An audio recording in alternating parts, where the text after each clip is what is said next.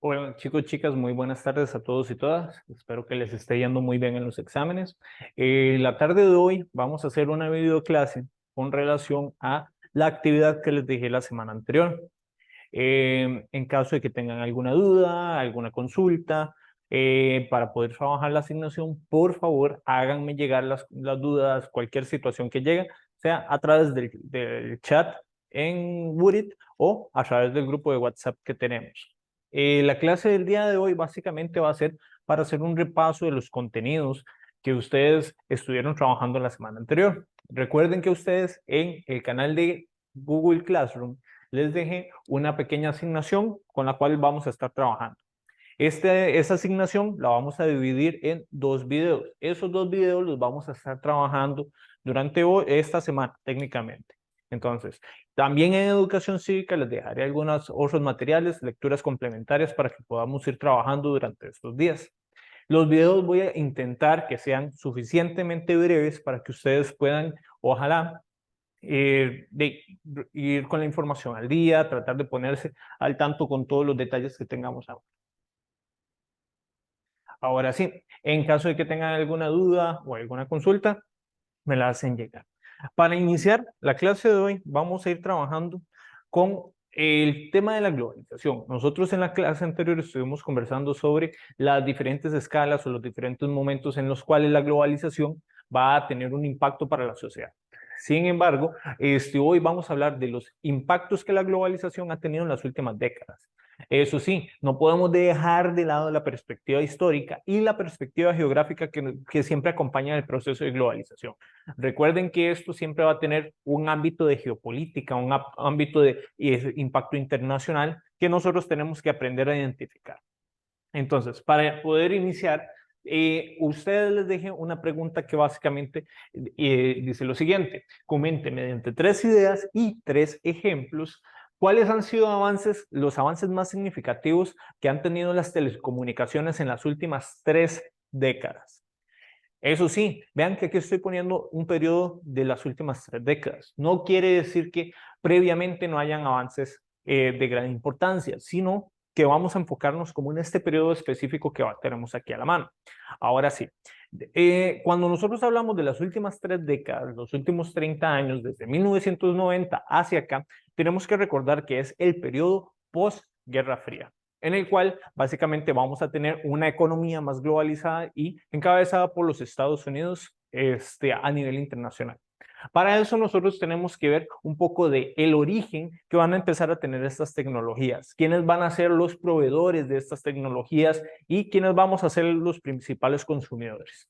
Y dentro de algunos de los componentes que comenzamos a ver por acá son los teléfonos inteligentes. Los teléfonos inteligentes no es que no existieran previamente, sino que el tamaño o el alcance a las masas comienza a hacerse a través de la figura icónica del iPhone.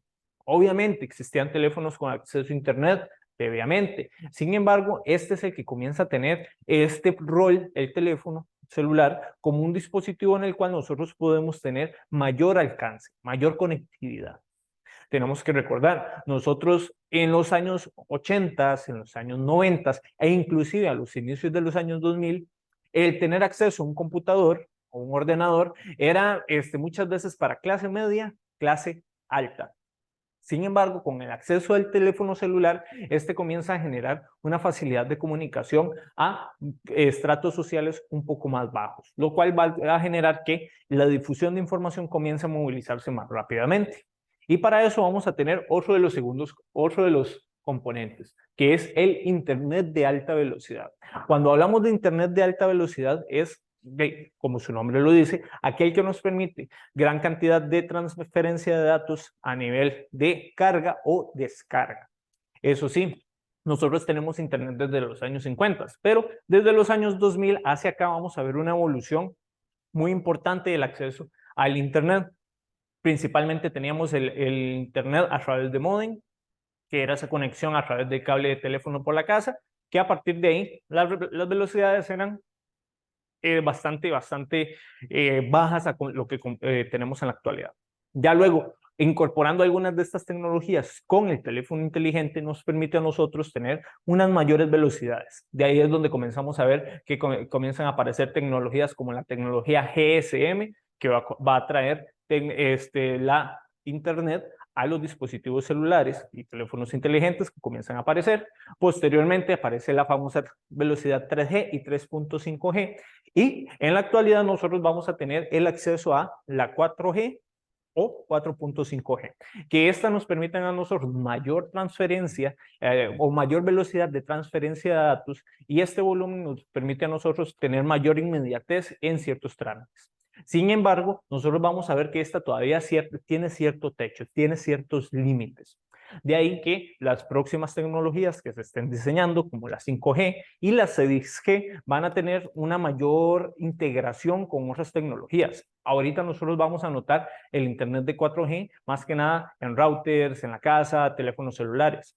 Ahora nosotros vamos a ver cómo los dispositivos con mayor acceso a velocidades mejores de Internet van a ir incorporando, por ejemplo, vehículos, maquinaria, los cuales van a tener una mayor comunicación entre sí, y esa latencia entre la comunicación entre un dispositivo y el otro cada vez va a ser menor, a lo cual va a permitirnos a nosotros mejor, por ejemplo, trabajo remoto, mejores transferencias que comiencen a desarrollarse.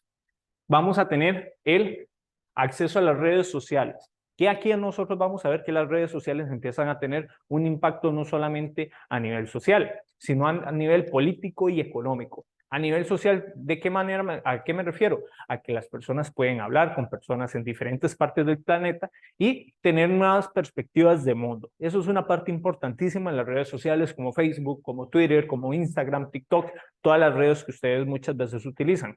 Pero también vamos a ir incorporando de que las redes sociales ahora empiezan a tener un papel muy importante a lo que es el periodo de las publicidades en campañas electorales, lo que es la transmisión de información gubernamental, que esta comienza a variar en su magnitud en diferentes ámbitos. Luego tenemos las comunicaciones con mayor frecuencia. ¿Esto qué quiere decir? Que ahora nosotros vamos a estar casi siempre conectados al dispositivo. Ahora nosotros vamos a ver que el trabajo remoto, que eso es algo que vamos a conversar ahorita, un concepto que vamos a definir más adelante, comienza a tener una mayor facilidad.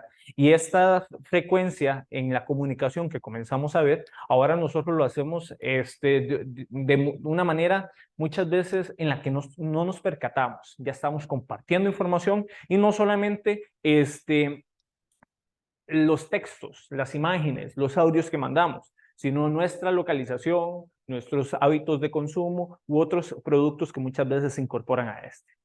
Otro elemento, la portabilidad, se va a venir dando gracias a las baterías de larga duración, que estas son las baterías de ion de litio, que esto nos permiten a nosotros en los teléfonos celulares, computadores y demás, tener una gran cantidad de energía almacenada para poder transportar un producto que nos va a dar acceso a información durante más horas al día o inclusive días seguidos.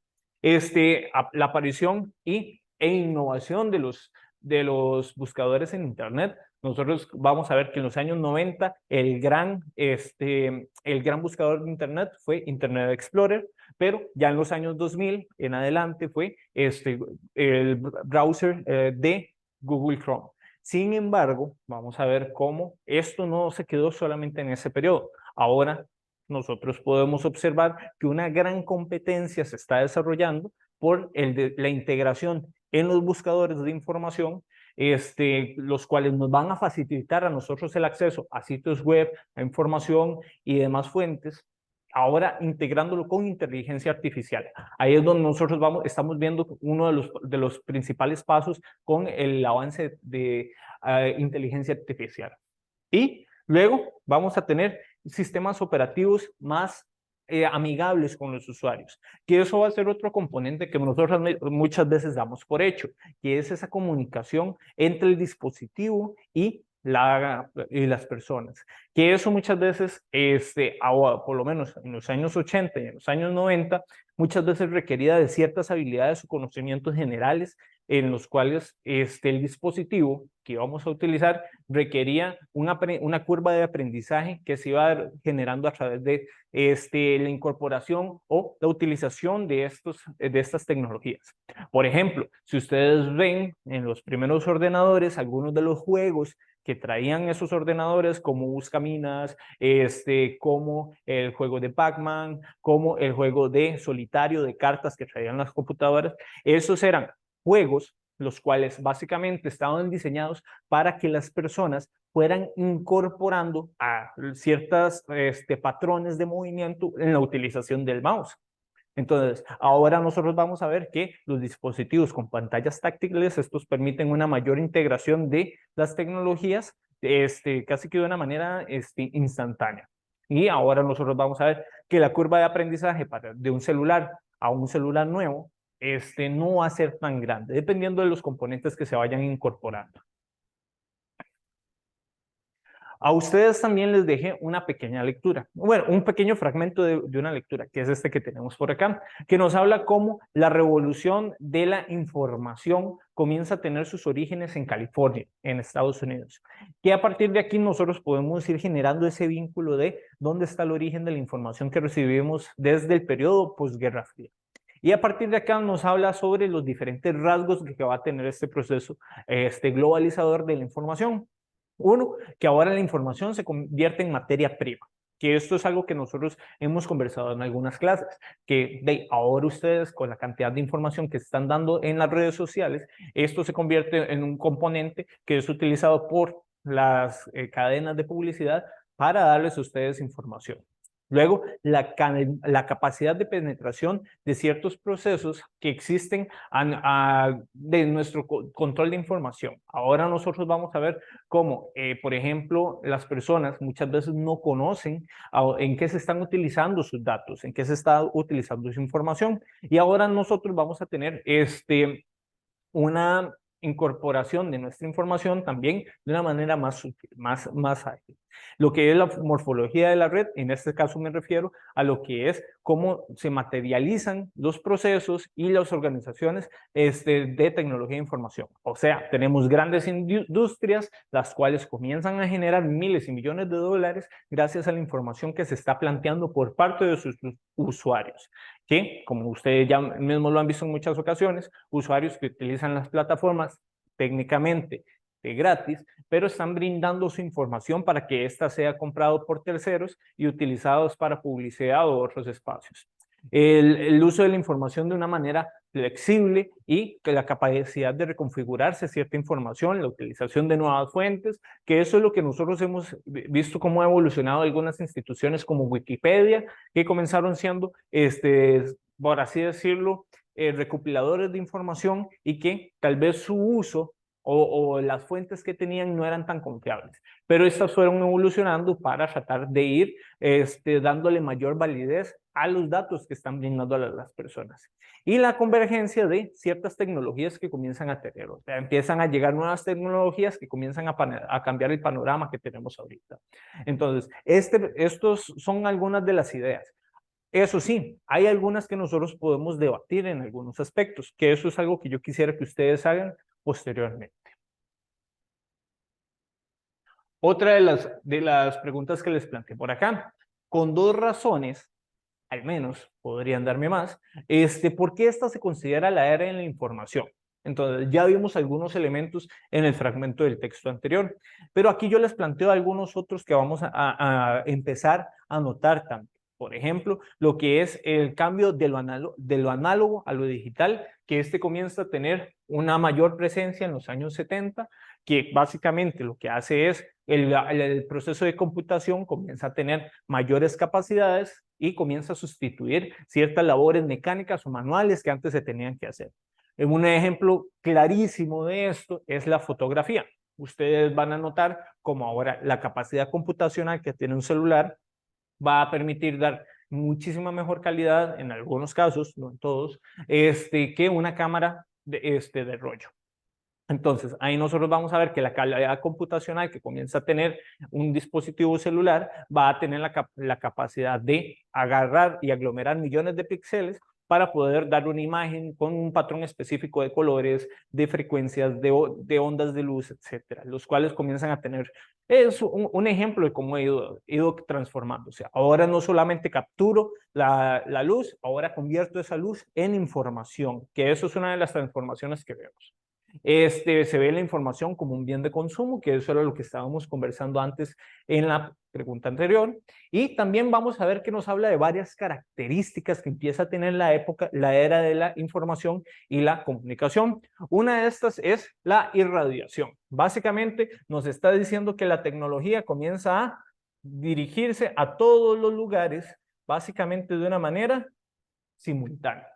Entonces, la información comienza a tener puntos de origen, los cuales ese punto de origen puede ser una persona con una gran cantidad de seguidores, que esta persona rápidamente va a poder transmitir un mensaje de una manera más eficiente, más clara y en algunos casos de una manera más inmediata.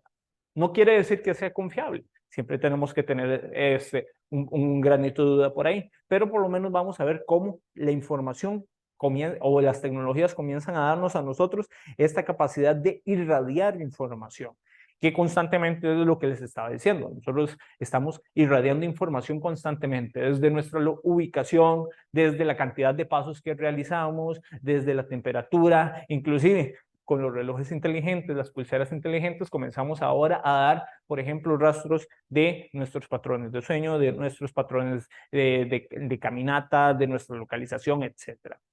También vamos a tener la capacidad de dar esa información de una manera más veloz. Ahora tenemos la capacidad de que la velocidad en la que estamos dando la información comienza a ser muchísimo y muchísimo más instantánea. En este caso, no estamos haciendo una videollamada, pero esta información yo voy a tener la capacidad de subirla a una plataforma como YouTube y a partir de ahí, esta información dárselas a ustedes en cuestión de unas horas.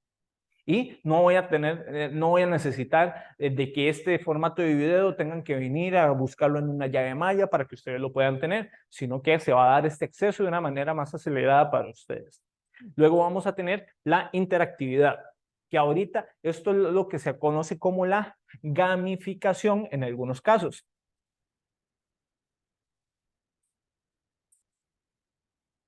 O gamification, que es básicamente cómo ustedes interactúan con las plataformas. Algunas plataformas como Instagram, como TikTok, como Facebook, fueron los pioneros en generar esta capacidad interactiva en la cual usted ve información, usted puede decir que esa información le gusta a través de un like o no le gusta. Y además también tienen la capacidad de compartir esa información.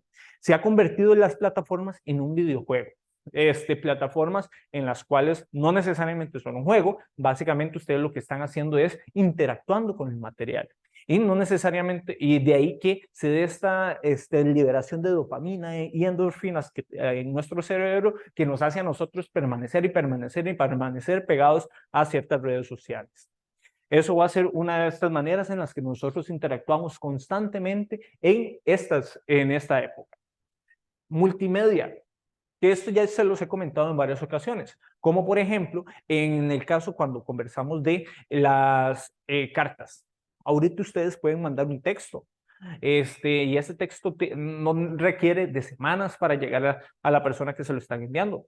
Tarda unos cuantos segundos. Y ahora no solamente es texto, ahora tenemos video, tenemos audio, tenemos fotografías, tenemos links con información llenas de páginas que podemos enviar con la información que tenemos. La cuestión de la pasividad básicamente nos habla de cómo la información nosotros la recibimos, que esto es lo que han aprovechado muchas veces las empresas de anuncios, por ejemplo, que estos anuncios muchas veces llegan a nosotros sin nosotros tener que buscar la información. Mira, hemos estado conversando sobre zapatos y en unas cuantas horas nos aparece en nuestras redes sociales un anuncio de zapatos, un anuncio de tenis o inclusive en algunos casos más extremos exactamente el producto que estaba yo conversando. que eso muchas veces hace que nosotros seamos muy pasivos a la hora de recibir la información y muchas veces nos hace un poco perezosos a la hora de corroborar de dónde viene esa información. Entonces, la información ahora nosotros casi que ni la tenemos que buscar, nos llega. Ustedes lo van a notar en las redes sociales. Ustedes pueden darse cuenta de problemas o situaciones de la realidad nacional sin ni siquiera leer las noticias. Tienen que simplemente esperar a que les compartan un link, a que les llegue la publicación de alguien que está en un trending topic en alguna de las redes sociales. Tenemos la heterogeneidad. Ahora tenemos diferentes fuentes de información que nos van a dar a nosotros diferentes perspectivas. Que esto es un aspecto muy positivo cuando hablamos del pluralismo ideológico que tienen las personas. Sin embargo, a esto nos tiene que hacer a nosotros cada vez más cuidadosos de dónde viene esa información y cuál es la intencionalidad que tiene que esa información esté llegando. Entonces, vamos a tener diferentes autores, ya no solamente es Telenoticias o La Nación, el periódico que las personas están consumiendo. Ahora vamos a tener muchísimos otros medios de comunicación que nos van a dar su perspectiva sobre el mismo tópico que podemos estar discutiendo. También la información en la que estamos nos desorienta. Tenemos tanta información que muchas veces no sabemos qué hacer. Esto nos hace a nosotros muchas veces insensibles, dependiendo de los procesos en los que estemos conversando. Uno de los conceptos que nosotros muchas veces podemos relacionar con esto es la infoxicación. ¿Qué quiere decir infoxicación? Que nos intoxicamos de información hasta el punto de que ya esos problemas a nosotros no nos generan como esa reacción emocional que muchas veces podría darnos en una situación cotidiana. Un ejemplo de esto puede ser en el tema del cambio climático. La gente está tan acostumbrada a hablar del cambio climático que muchas personas ya han decidido de que este va a ser un proceso inevitable. Y entonces, cuando las personas escuchan un tema que ya no les gusta o que están cansados de escuchar, ¿qué es lo que prefieren hacer? Pasar al siguiente tema que más les interese, cambiar el canal o básicamente no leer la información. Que también esto nos permite, nos demuestra a nosotros cómo muchas veces las personas ni siquiera se están informando adecuadamente. En algunos casos las personas les llega la información, simplemente leen el titular y hacen sus interpretaciones basadas en nada más el titular, que muchas veces puede ser muy, muy manipulador en cómo nos está informando. Y finalmente tenemos la omnipresencia, que la omnipresencia de la información es básicamente que está en todas partes. Ahora nosotros no solamente tenemos teléfonos inteligentes, tenemos relojes inteligentes, tenemos refrigeradoras inteligentes, lavadoras inteligentes, vehículos inteligentes, que en cualquier momento estos componentes se van a convertir en la principal fuente de información que nosotros vamos a proveer. Que en algunos casos, por ejemplo, nos están escuchando constantemente y de ahí que de esta información la encontramos en todo lado. O sea, omnipresencia, para no extenderme mucho más, es básicamente la información que estamos dando, irradiando y recibiendo está en todas partes. Nosotros no podemos huir de lo que está sucediendo en otras partes del planeta porque al final esto termina siendo un problema que nos atañe a todos.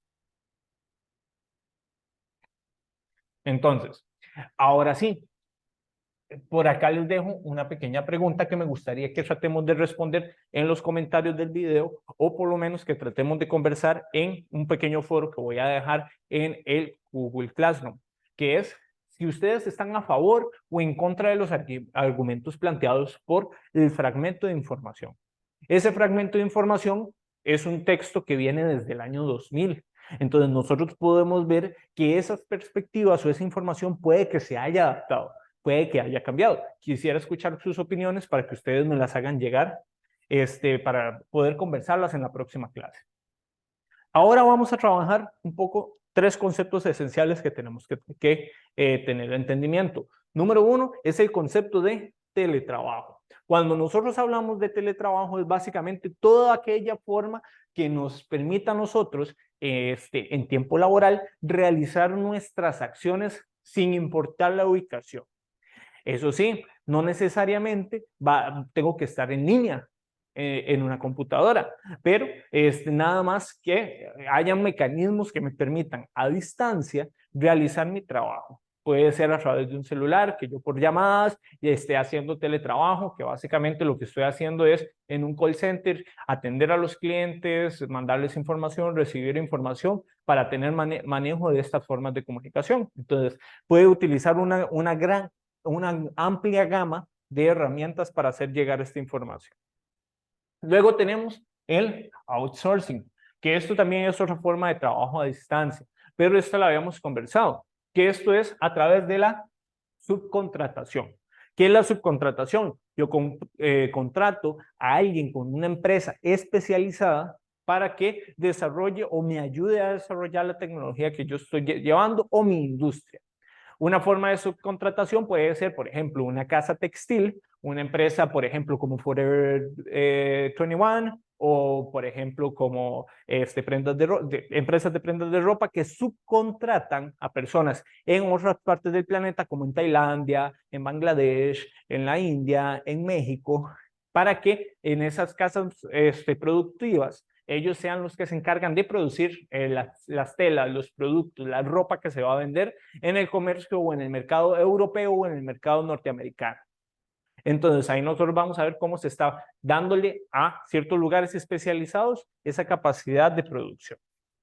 Y para ir terminando, tenemos el freelance, que también lo hemos conversado en clases anteriores, que el freelance es básicamente el trabajo independiente, que yo como individuo voy a tener la capacidad de, por mi cuenta, realizar una labor. Entonces, aquí es donde en Costa Rica nosotros conocemos el freelance también como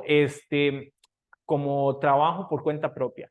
Y este trabajo por cuenta propia muchas veces lo buscan las empresas de una manera en la cual contrato a esta persona tal vez una única vez para que me haga, no sé, un diseño de un logo, pero después no tendré que contratarlo nuevamente.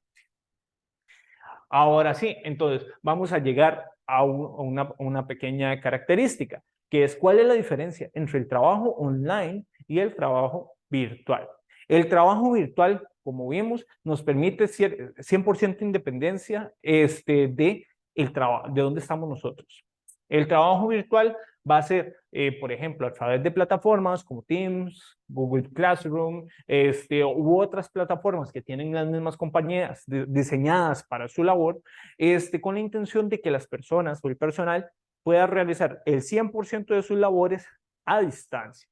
Eso sí, muchas veces se puede trabajar de manera en la cual se puedan compartir información, se pueda transformar información a través de las plataformas que se están utilizando. Mientras que el trabajo online no necesariamente requiere que yo esté en otra parte del planeta. Puede que esté en la misma oficina donde estoy trabajando y compartiendo información a través de la red a los compañeros, a los colegas con los que tengas que cooperar. Entonces, estas son como dos pequeñas diferencias entre estos conceptos. No sé si queda alguna duda o alguna consulta. Entonces, eso sería todo por esta microclase de hoy. La próxima microclase se las estaré dejando también a lo largo de esta semana para que ustedes puedan ir escuchando, irse poniendo al día. Y en caso de que tengan dudas o consultas, pueden hacérmelas llegar a través del WhatsApp o el Word. Y si no hay nada más por el momento, nos vemos la próxima clase, muchachos y muchachas.